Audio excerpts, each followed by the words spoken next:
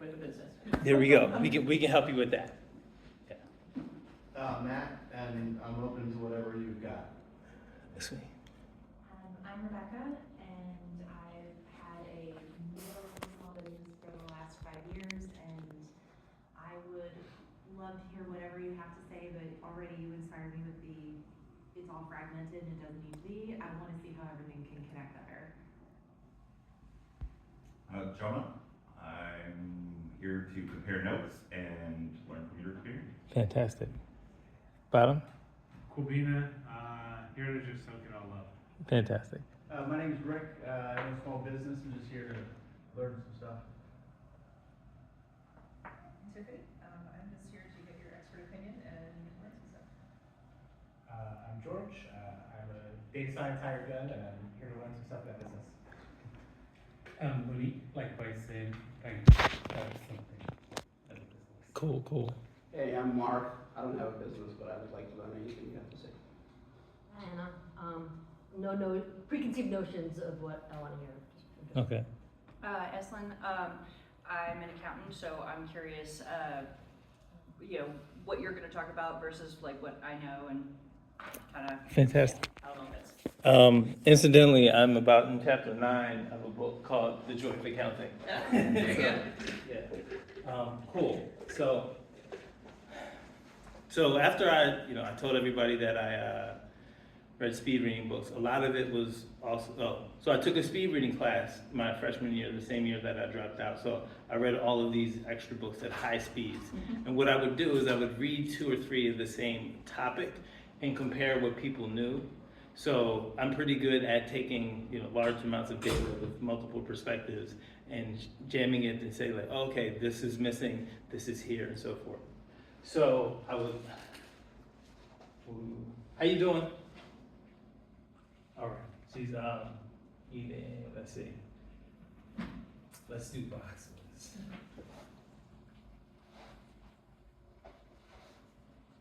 So when I started, it wasn't specifically about business. I was just trying to arrange some concepts.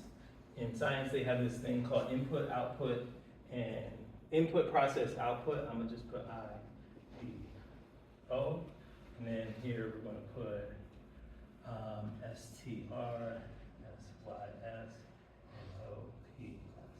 Okay, cool. So if you read science, there's inputs to stuff, there's processes that happens, there's outputs. That happens everywhere, right? So one of the things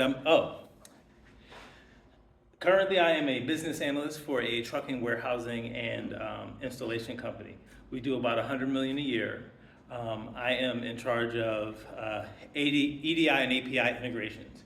So when other companies want to send us data because their trucks, their inventory is coming, their trucks are coming, we get them into. So I set those interactions up.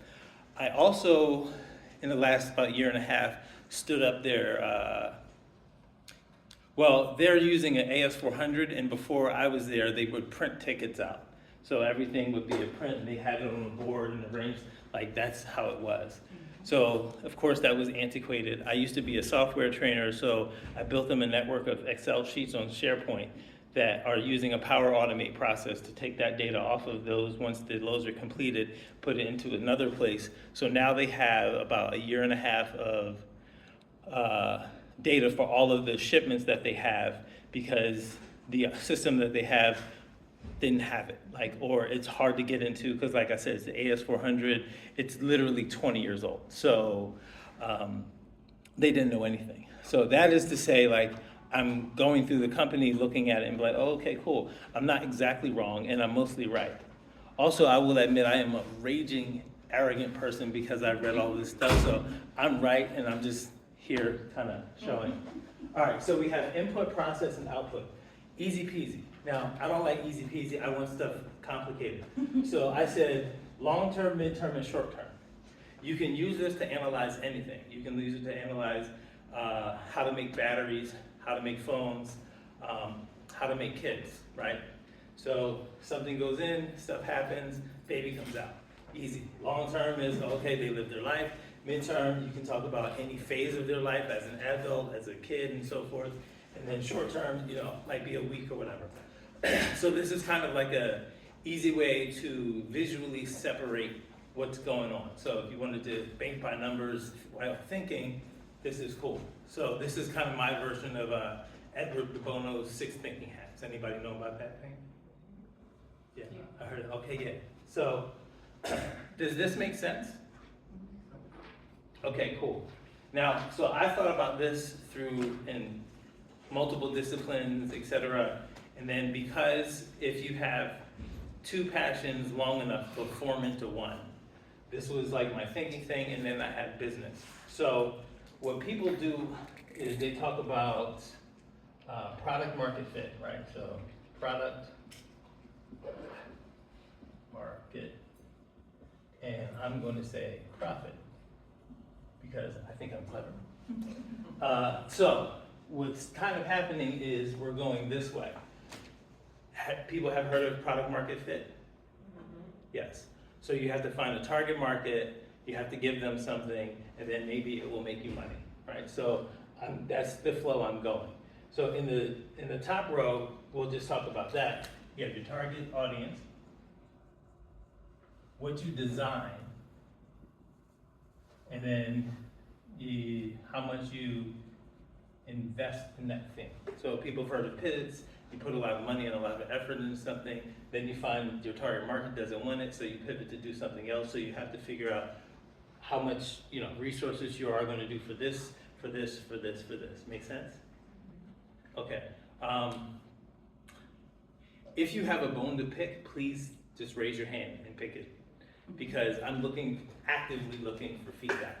This has been in my brain, and I'm like, oh, okay, does this or should this work with other people? So this isn't me like, oh, this is the truth. Yes, there is, but there's also like, okay, I need to know if I'm crazy or this is right.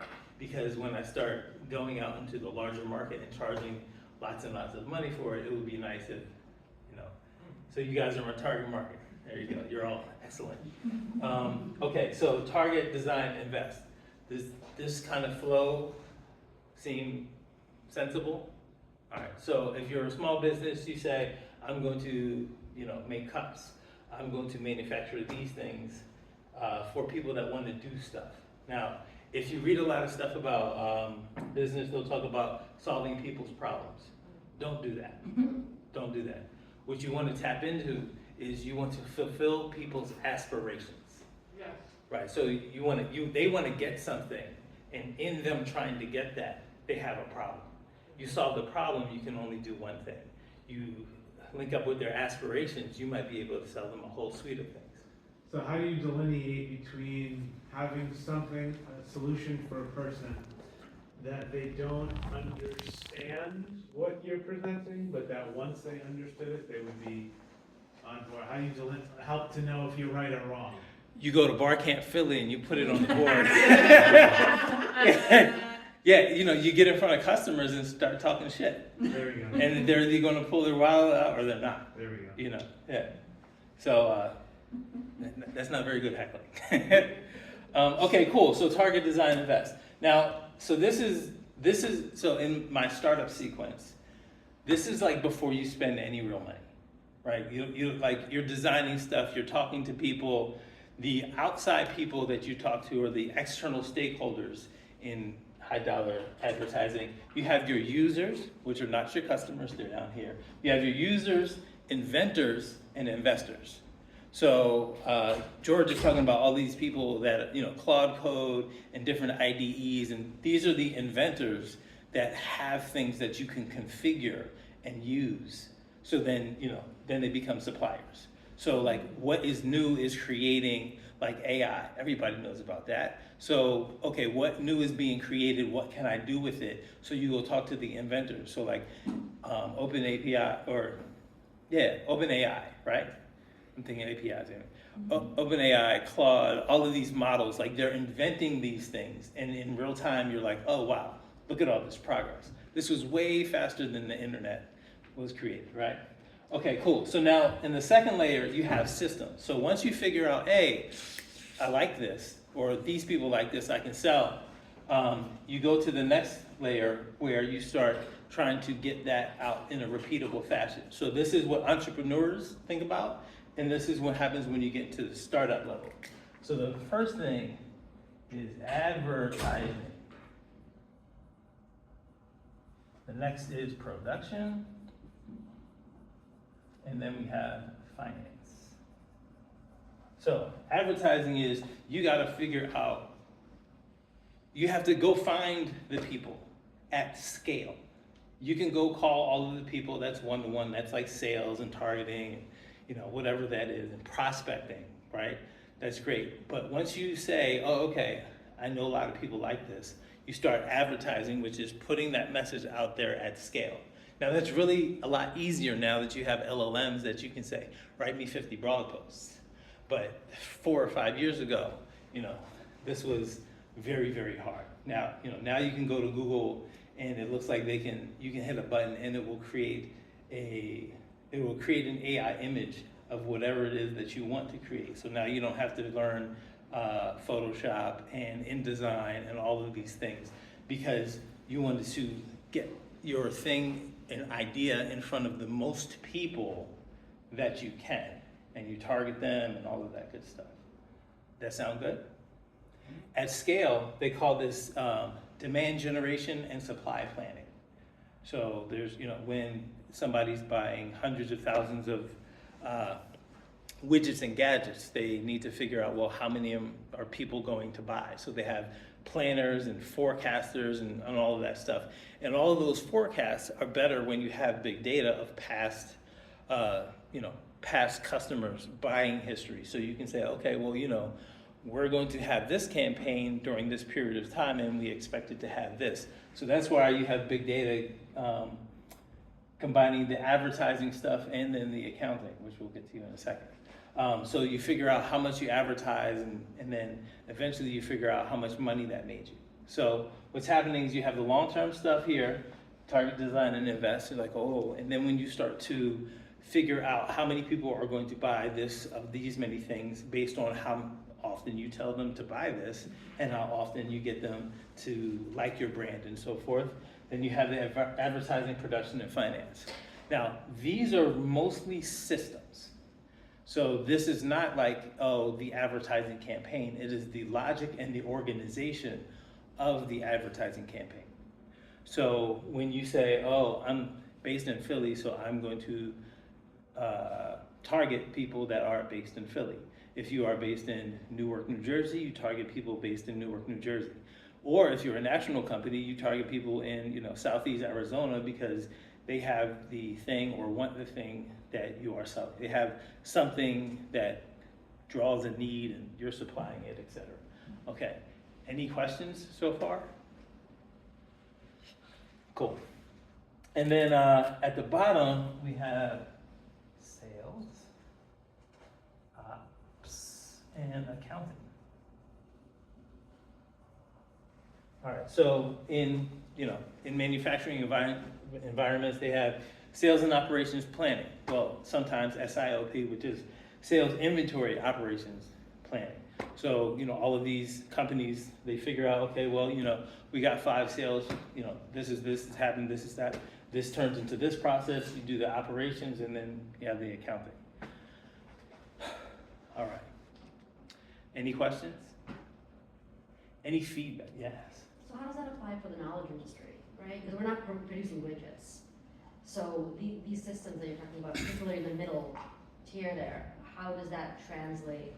Well, you still have to get the information out that you're, like, let's say a thought leader.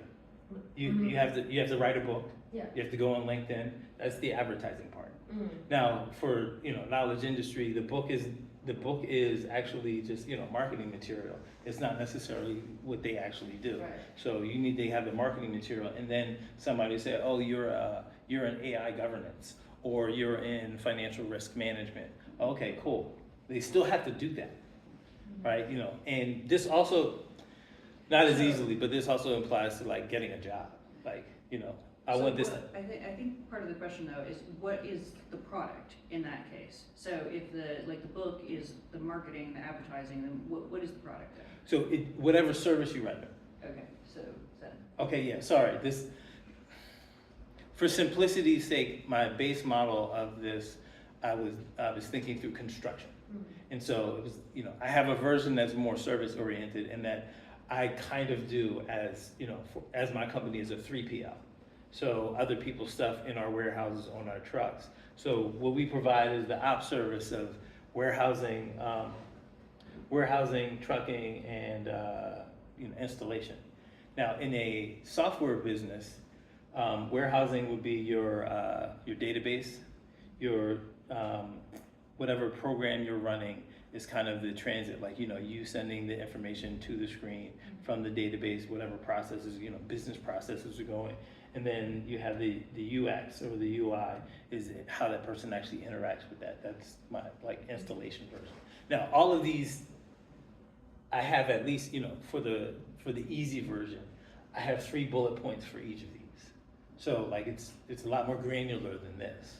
But does that answer some of your question? Yeah, I think depending on the audience that you're targeting your offering to, making that explicit would help them think kind of practically about how it applies to that and how they can best use you. Okay, so I'm gonna put so there's a great book called Obviously Awesome by April Dunford. Have you heard of it? It is amazing. It's on positioning. And basically what she talks about is when you have somebody, okay, so let's step back a little bit. A lot of targeting you would think is important based on, like, if you go into Google or Facebook or any ad platforms, they do geographic, demographic, et cetera, you know, like those things, psychographic. Those are not very useful distinctions for like knowledge work, right? You know, just because you're 5'2" and blue doesn't mean that, you know, you're going to buy the green doohickey, right?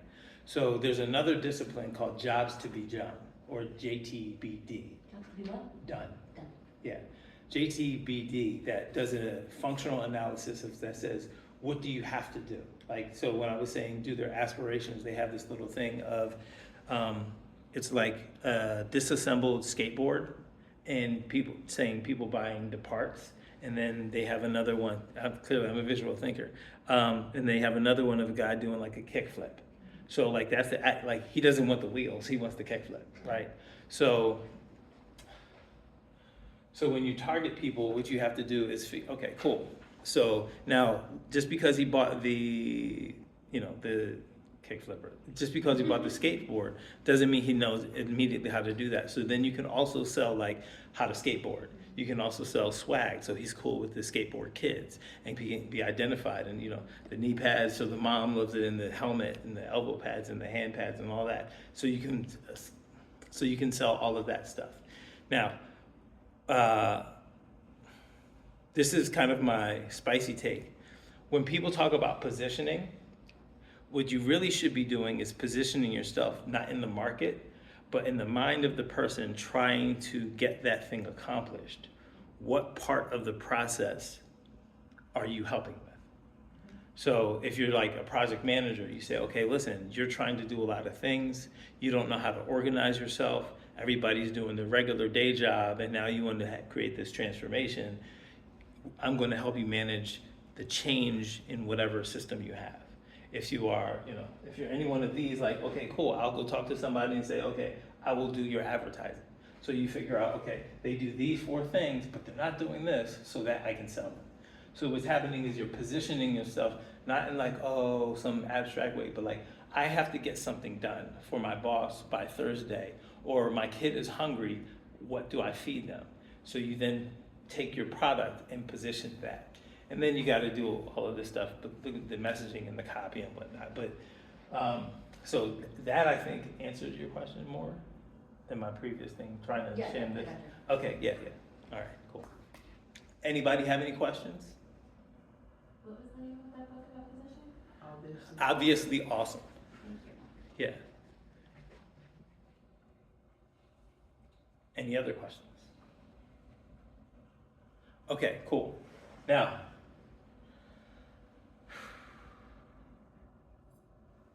what do you want to know next? Because, like, you know, this was just me saying, here's my thing, and you're learning something allegedly, and I need to know, like, okay, cool.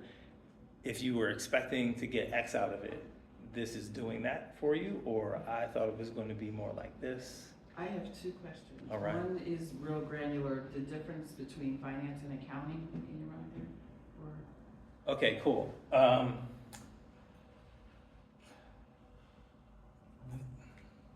Don't mean to belittle anything. This is more like bookkeeping, accounts payable, accounts receivable, like the actual transaction of the cash flow, right? This is more balance sheet. And this is more net worth, like how much the company worth to the investors and so forth. And do we have enough to kind of create this capital project goes up here? Whereas this is like, okay, over the next 6 months, I expect cash flow to be like this. And over the next 8 months, we're going to do this. So if we run this advertising campaign and we get the money up front, so, you know, and get money up front, then we can buy these, and then that, so it's more forward looking. So just from an accounting division, it sounds like you're saying the bottom one is your profit and loss statement, your middle one is your balance sheet, and your top one is your cash flow statement. No, opposite. Oh, The profit and loss is invest. Cash flow is down here. How much money do I have today? Because I got this check, I deposited it over here. Now, I'm not saying I'm right. yeah, because, so investing is never in your profit and loss. Not the money going in, but the decisions of whether you should do this or not do this. so it's your forecast. Yeah. Yeah, your forecast is more the finance, but the Okay, investing is- so you're not separating by financial statements, it's more like functional then. right, yeah. And I'm, you know, like, I could be wrong, but, you know. Yeah, no, at least the bottom two, yeah, like more like accounting clerk, AP, AR, that kind of stuff, and the middle one's more like CFO. So, Yes. but the Controller, you know, general ledger type stuff. I think. I mean, I'm not, that's why I started reading the book, right? Yeah. Yeah, so if you're thinking of like the middle one is like more controller, then the top one would be the CFO. Right, it's a little hazy. Yeah, big picture. Actually, when I get into the break it up for me, I have contracts, so that's legal, like, you know. And then under that, I have procurement. And then under that, I have the controller. So kind of like, so the reason the contracts are higher is because they set the conditions they set the conditions inside of which the transactions can be made. So I'm going to, you know, so like over here in another version, I have engineering supply. So like if I'm going to procure a supply of something, that happens in the context of a contract. That's why that's over there. And then the procurement is the actual, you know, with the payment goes here, but the planning of what to get is more over here. It's kind of multi-layered because there's a version of this that looks at the company itself and a version that looks at like the business. And he's, Yeah, it seems like your thing moves where the top layer is more theoretical. Yes. And then as you go down, you're becoming more realistic. Yes. Investors care about potential profits. So Yes. they want to see, like, Unicorns. we will invest this much and we expect returns of that much. Right. And finance is like, this is the direction we're taking the company because it's more like the systems thinking of what we want to do to fulfill the investor's goal. And accounting is actually the real bookkeeping, day-to-day reality, right? And Yes. same thing for targeting. You think what your target audience is.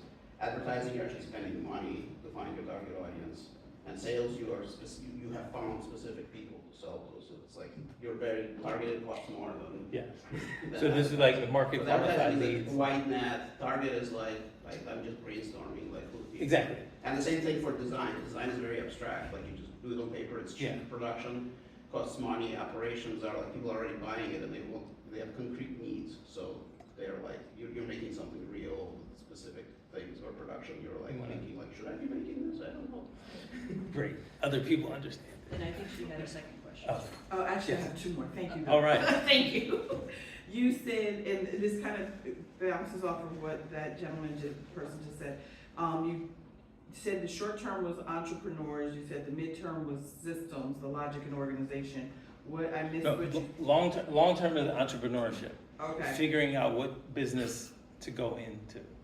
okay. In a real like government registry manner, it would be your NAICS code. Mhm. Like literally, like I'm in this industry doing this type of thing. And then your mid is the systems and logic, and I missed what the short term, the. Operations. So this is all operations. Right, yeah, so when people talk about strategy and operations, all of it fails because they don't have the systems inside to do all of that. They're like, oh, I'm gonna do, like, they don't usually go through thinking through how all of that starts from the beginning to the end at all three layers. So, you know, also, people, yeah, all right, let's not complicate that. All right, cool. So that was two, Yes, is that all the your? third one was, I think we were all at, this is great. Okay. What do you do with it? Okay, so I draw pretty pictures. The LLMs has really, all right, so if I had my, you know, my ideal job, I would go consult CEOs and COOs and say, what you have to do is you have to have meetings in this sequence. So Mr. CEO, when you talk to people, you do marketing on Monday and Tuesday, product on Wednesday and Thursday, and Friday you do this. Because you'll start to get information that will then feed into this, that will then feed into that. You're suggesting that they should be taken vertically as opposed to laterally? No, so vertically is a thematic thing. Like like chief of revenue, a CMO, CSO, they would all talk. They would have their internal talks, right? Somebody that's on the design team, somebody that's in manufacturing or engineering, and somebody in production, they should all have their vertical, right? And then, you know, the CFO should be talking to the accounts receivable and whatnot. Like, they should have their internal conversations. But as the I think of the COO as the orchestrator of all of these. They have to figure out what's going on. And in order to understand it, you have to first think of what's happening in the market, then the consequences for your company in terms of how you're going to use and apply your resources, and then what are the financial consequences of that? Yes. That conversation has to be, the first question is, what's driving this business? And if you're not, and you can have all those conversations, but unless you can come up with another picture, which everybody's calling dashboards these days, is what are those metrics that are really meaningful and really telling me what's driving this business? Yes. So where does that come So, in the schema? so what happens is, so they say these things called dashboards. I built a couple of them, and then I put it in front of the people, and they're like, well, what do we do? Most of the stuff I built was for ops, but because our company is antiquated, so this means I can't publish this.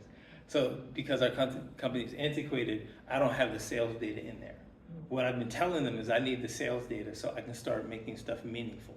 Because if I see that the salespeople are calling at this rate and they're closing deals at this rate, figure out how long the opportunity is, then we can figure out how many people we're going to need in the warehouse for this contract. How many people are we going to need? Can we add drivers? Is there demand for drivers? So what happens is you have the conversation about sales, and then that is predictive of how much you're going to need for ops. And then that's going to kind of tell you what the accounting is. So your dashboards aren't good in and of themselves. Hey, you hit this KPI, great, but what's the effect of it? Like, what does that affect downstream? So what I'm saying here is all of the downstream, it goes this way, this way, this way, this way, this way, and this way, and then we come here, and then we come here. So when you're running Google ads and you get a 10% click rate, bang. You say, oh, there are a lot of people that heard this message, saw this, clicked it, and said, I want some of that. What can we feed them? How much are we going to make? if we feed them those things. Okay, cool. How much is it going to cost for us to do all of that stuff? So this is your first signal, like how many people are clicking, are people understanding this, you know, like, etc. And then what it does is it goes down here, and this is kind of like, this is the key to start the engine. This is the exhaust. So all of the things you need to know to understand how a car runs, you go down this. So this is kind of that thing. So when you take to your mechanic, you say, oh, it sounds like this, or it's not doing this. They know the flow inside of the mechanics of that car, because they have a mental model of like, oh, okay, German cars are like this, and Japanese cars are like this, and American cars are like this. And no matter which one type of car, it still kind of has that sequence. How does it turn from power, you know, how does it turn from potential energy into kinetic energy? So all of that is like the machine and how it runs. My assertion is that this is the flow of how a business runs. Slightly different answer, maybe around dashboarding, is that anytime you're trying to connect two of those boxes, you get questions. The dashboard can be a place where you start to define those questions and what the answers might be. So for instance, I work a lot in web performance. I can show that there's a tie between how fast a web page is and what our conversion rates are. That can inform advertising about whether or not they want to do personalization on a page, because that page is already suboptimal. Right. Then adding something that might make that slower, even though it might increase conversion, will also drop conversion. So I won't get the full benefit of that. Okay. On the flip side of that, I can see that, you know, oh, my performance, you know, dragged, or, you know, I had a lot more traffic than I thought I would. What's the answer? Why is that? Did advertising do something? You know, find out.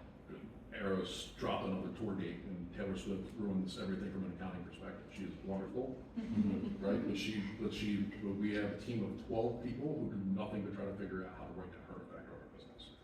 I need to know whether or not that's affecting my systems, and so I'm talking to, you know, people in that profit column about, you know, what we know about that impact from a financial perspective, how that may be impacting my technical systems. So anytime I see two of those things together, I'm thinking I want to build a dashboard. Because internally, I have tools I can go and do diagnostic work and say, like, how fast is this thing? But connecting that to what's happening in marketing, connecting what's happening in finance, connecting what's happening in ops. You know, I'm not familiar with those systems, and so I had that dashboard to kind of connect it. So it sounds like that it might be difficult to parse the difference between causality and coincidence, like the, you know, just because, you know, these two things went up, does that mean they're connected, or they just both went up? They both had the same cause, they just happened to both go up? Like, how would you parse that? So, okay, so,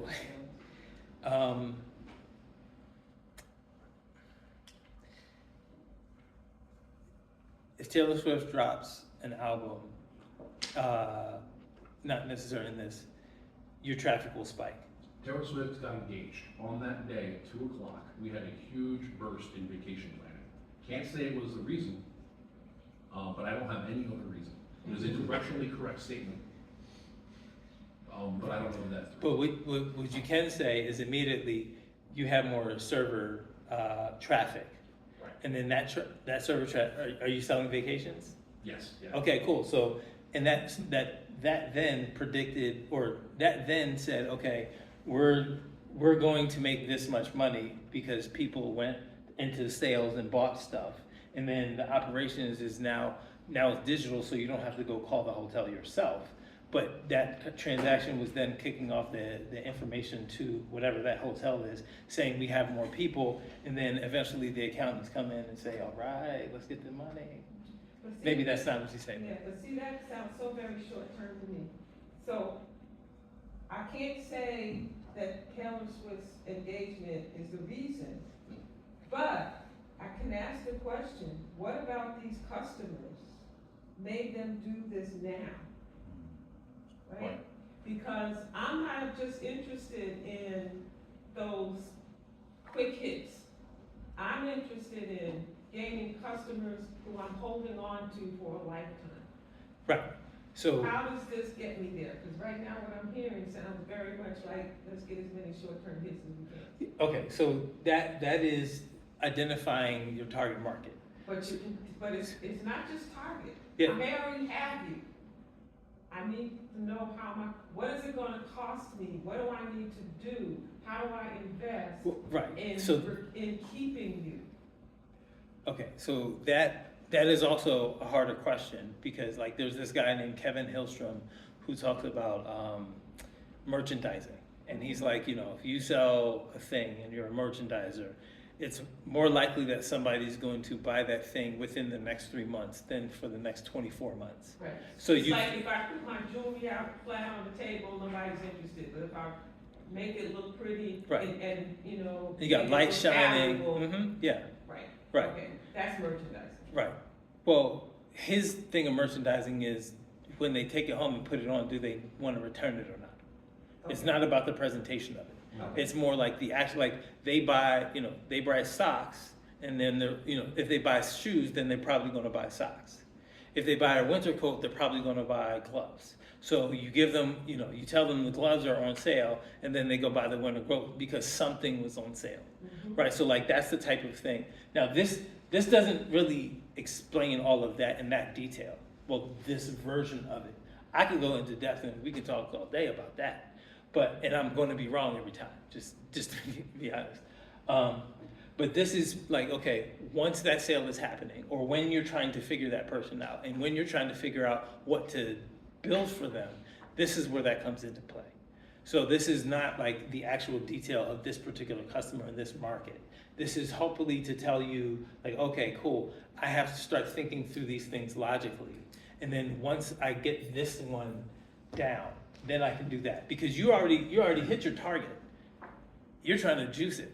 You already okay. They already bought these things. Oh, So I would still want new customers. yeah, absolutely, I don't want to spend a whole lot of time and money on new Right. customers. That's where the When I have advertising comes in.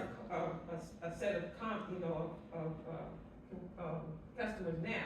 Right. You want to build more of that. So you ask them what they want. You take the language they're using.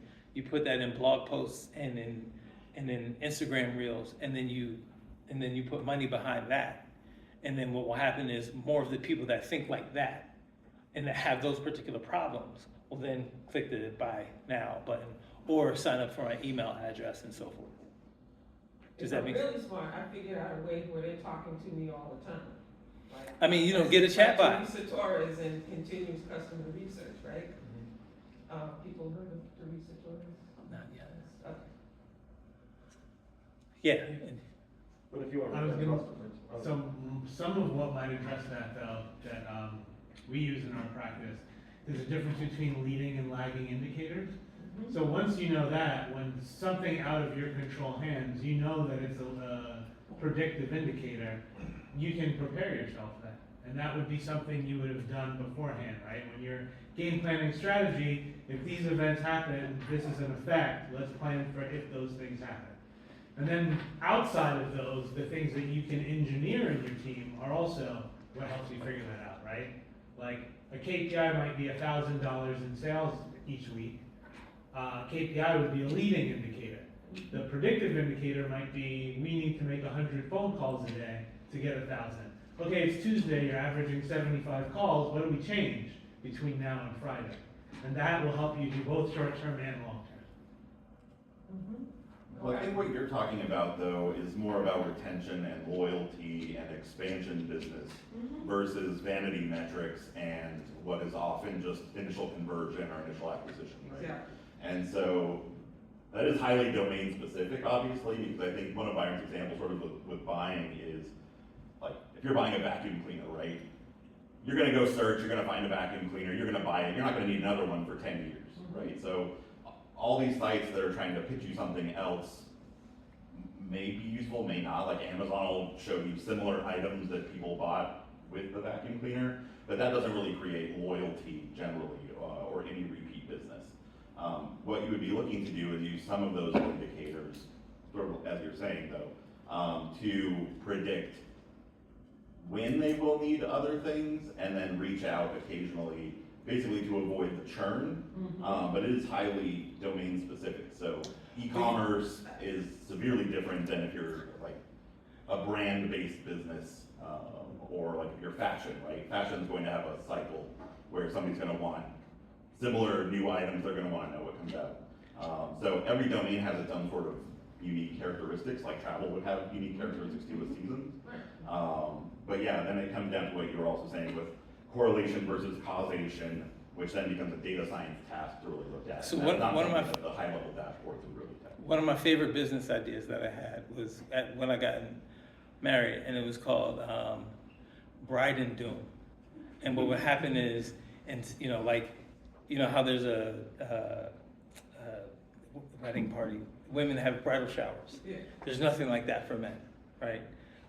So what I was going to do is say like, okay, cool. People, well, this part was more like, you know, if there's a kid. So let's betting on the gender of the kid. You know, everybody, all of your friends are going to put $10 in and say, I bet he has a boy. I bet he has a girl.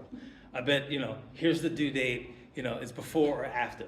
They'll just, you know, just a bet, right? But then that money goes to the baby, right? So it's cool. Now that I have that data point of when the baby actually was born, I probably have the dad's email address and the mom's email address. And now I have a campaign where I can send for the next 18 years an email a month saying, this is what's probably happening with your kid. You know how much money I should have made, right? Because, you know, because you're like, oh, okay, cool. It's 5th grade now. What happens in 5th grade? Like, because, you know, like it is based on a specific date and it tracks, it's longitudinal. So now, just because the kid's 5 doesn't mean that they're going to have another kid, right? But, you know, so there's no like repeat buying in terms of like the kids and the scalability of that. But like, you know, if I had a thing, I'd be like, oh, okay, cool. Here are book bags. Here are pencils. Here's a deal. Like, you know, what do they call when they send you boxes every month? Subscription? So yeah, have a subscription box, but then you have it like one for the mom, one for the dad, one for the kid, and then skip a month. You know, boom, boom, boom. You just do that every couple of years, because then you have the, you know, the retention part. So that was. I like to invest. Say again. Yeah, but that's yeah. Now the cloud code, I can build it next weekend. So, yeah. All right. Any other questions? All right. So has anybody heard of the business model canvas? Of course. Okay, cool. So the business model canvas does this layer. Yeah. Mostly abstract. Yeah, 'cause yeah. Right. So, you know, so if you go back and, you know, you had this written down somewhere, like you say, okay, this coheres with the business model canvas. Because I'm a voracious reader, I've read lots and lots of diagrams. You know, I read the accompanying books too, but I read a lot of diagrams, and visually I try to compact it into this. So that's that. Anybody heard of Michael Porter's? No, value chain. Oh, of course, yeah. Okay, cool. That's down here. This is the inbound logistics, outbound logistics, marketing and sales. Right? And then, you know, like, my parallel, I would also have HR, technology, and something else. Like, this is more functional in terms of how the information flows through the business than something, you know, so I'm trying to have this like, okay, what is not present in any other part of the business? IT is going to be in advertising and finance, so you can't really include that. So this is deliberately not talking about those things.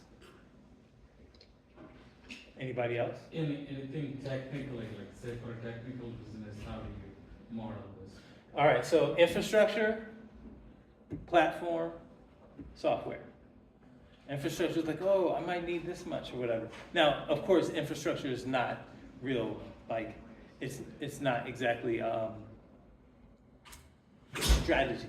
But, you know, like what are you doing, AWS or GCP? Are you, you know, Ruby and Rails, PHP, right? Down here you have SRE, kind of DevOps. Like, okay, well, you know, I'm gonna move my system here, it needs this much horsepower, got the networking to connect to everything else or whatever. And then down here you have more of the application. So, you know, like I was saying before, like the database, you know, the communication across the network, this, you know, the actual packets that go across if you wanted to get to that far, and then the actual UI of the person interacting.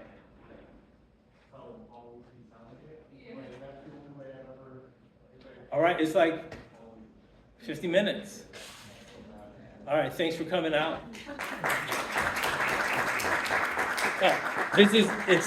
It's called the Business Cortex.